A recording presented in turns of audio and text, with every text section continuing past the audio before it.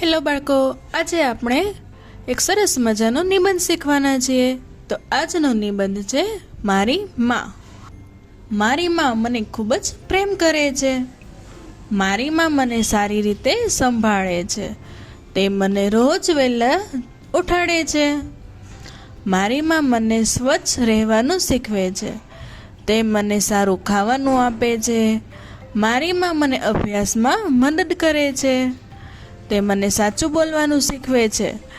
મારી માં હંમેશા મારી કાળજી લે છે. મારી માં મને ખોટું કામ કરવાથી રોકે છે. તે મને સારો માણસ બનાવવાનું શીખવે છે.